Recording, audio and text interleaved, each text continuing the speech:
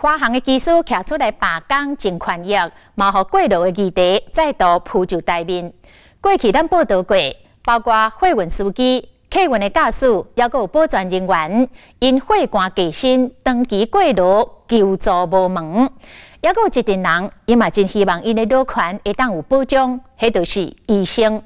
有一个案例，捌伫个基美病院做外科住院医师的蔡碧江，10年前因为过劳病倒，智力甲生活能力拢退化到剩5岁囡仔。10年过去了，拢无较好，只会当靠家属来看顾生活起居。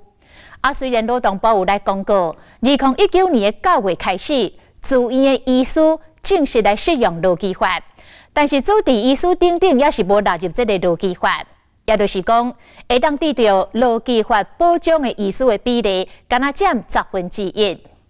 劳工的发声，医界发出的求救的信号，继续是咱前集的报道。劳工过劳，运输安全，医护人员不过劳。我就跟他讲说，我现在赶快打电话叫救护车，然后他还在问我说，那货怎么办？我就跟他讲说，你身体都不舒服，你还管那些货？每个月工时基数超过300小时。2017年3月，大货车司机陆地位伫送货路中闹干出货，抢救不治。劳动部2处判定不符合过劳，家属愤怒。这些财团一个比一个有钱，他根本不怕你去罚他。2016年11月，台中市公车驾驶陈志明因为脑充血，失去性命伫方向盘。当天伊工作加上台面已经超过16小时。我听到迄种阵啊，我就想讲。昨暝讲电话哪有可能？2017年3月7日，游览车司机陈俊南在团路中心肌梗塞，冲撞面体不治。出代志这天是伊连续上班的第46天，一个血洗洗案例，凸显出台湾的血汗劳动环境。台湾港是过劳之岛，风险高，待遇差，工时长，已经加做真侪行业真实的缩影。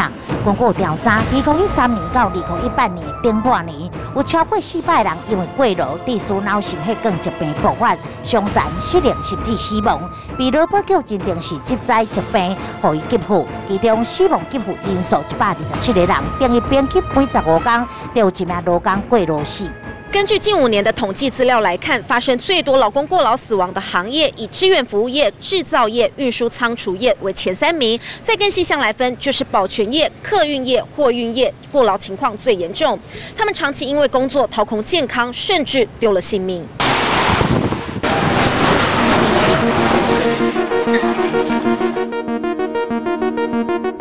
若是伫病院内担任救人当家，医护超时工作，够想会当帮助伊。往下一点。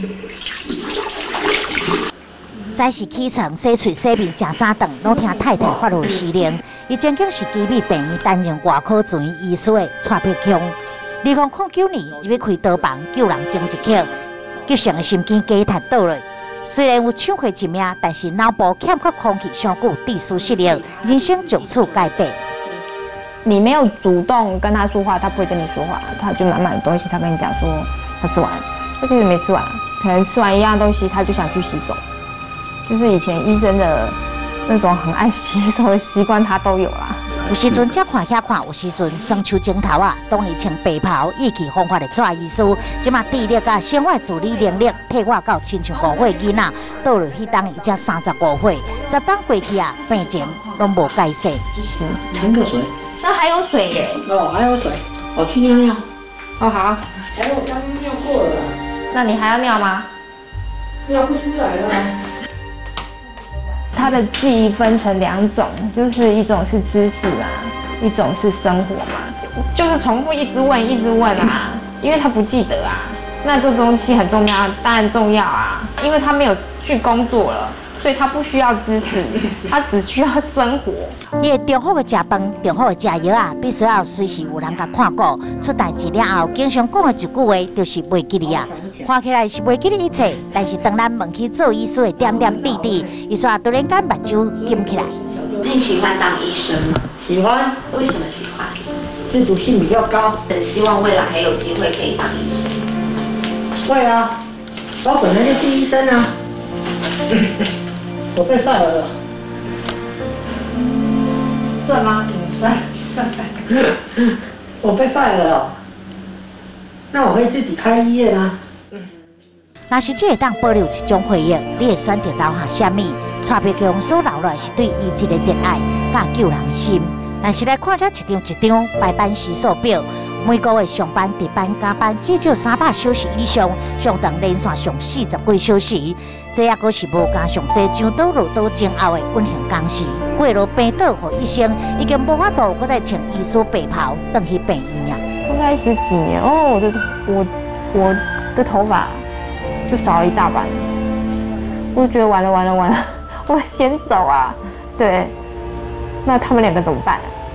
那时候是有去交代这些事情？有啊，我有去法院交代过这些事情。我会讲的比较远一点，就是我们家人如果走了，或出了什么状况，他怎么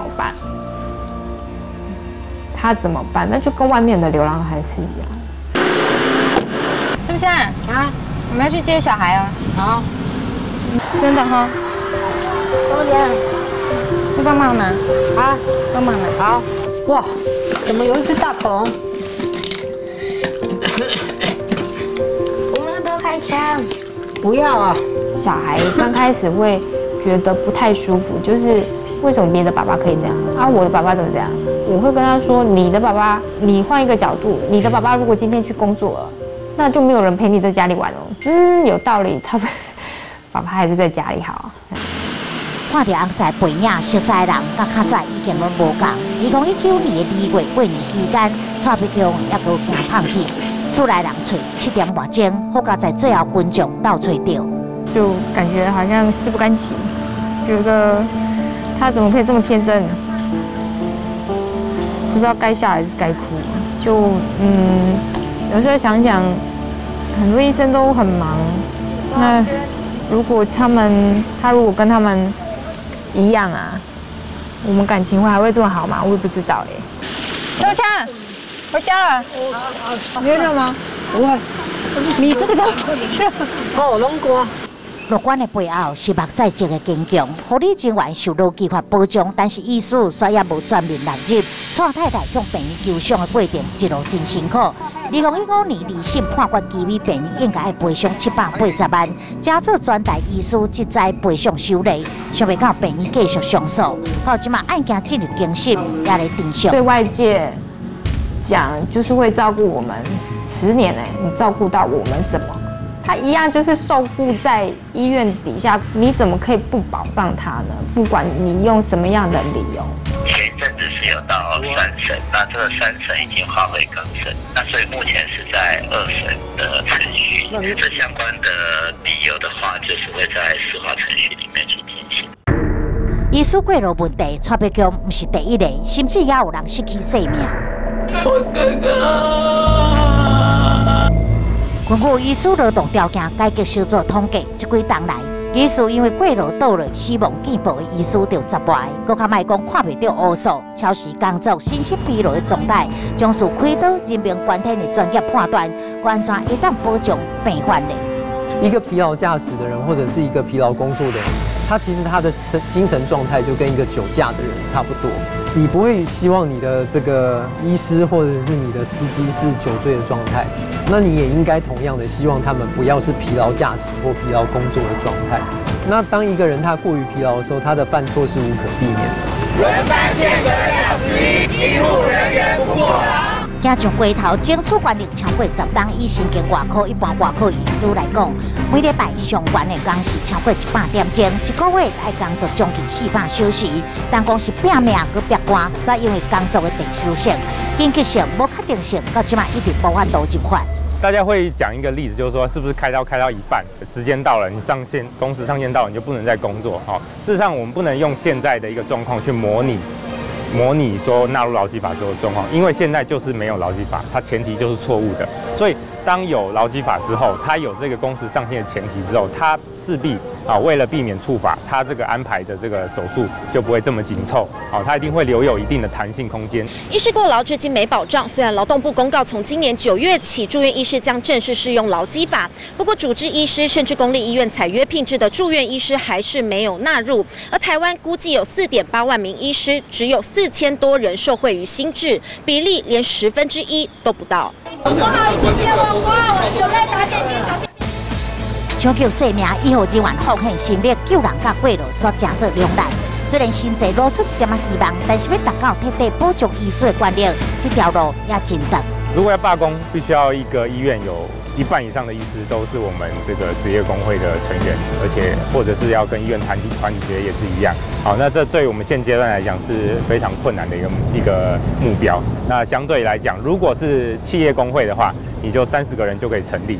病医内部工会数量真少，医师自备力量相对少，加上行业地势困难于罢工的手段，这是医界面临的困境。若是医界安尼，台湾劳工长期面临的退关困境。